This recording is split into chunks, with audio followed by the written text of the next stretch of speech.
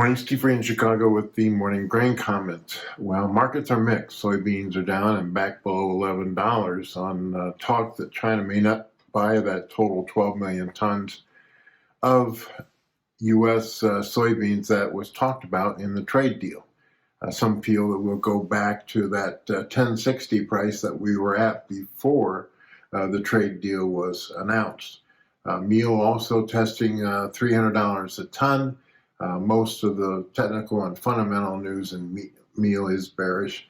Soybeans and soybean meal futures are becoming a little bit oversold.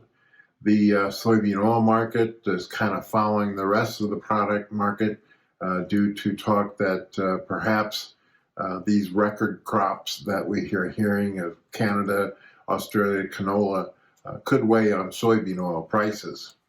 We also note that one of the headlines suggests that this week the USDA or U.S. may announce a $12 billion aid package for farmers to help offset lower prices and the impact tariffs have had on demand. So we'll see if that increases farmers selling cash grain, especially after January 1st, or if it slows down their cash sales. We also note that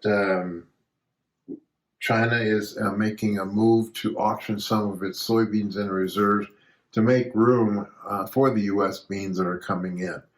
To date, we expect that China's bought about 3.5 million tons of U.S. beans.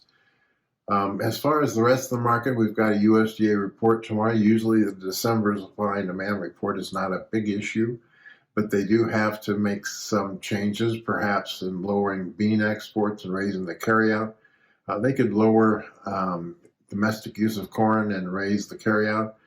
They could also raise wheat exports and lower the carryout slightly, but world wheat ending stocks is expected to grow maybe as high as 274 million metric tons. That's versus 271 in November and 161 last year. So that continues to offer resistance to wheat futures.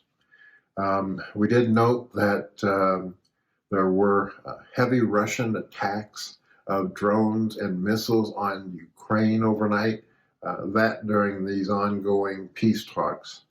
We also note that this week we get the Fed decision on interest rates.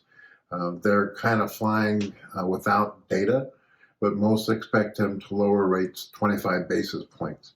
We're still not seeing any improvement in the Fed rates for mortgage rates, which could slow some of the buying of new homes.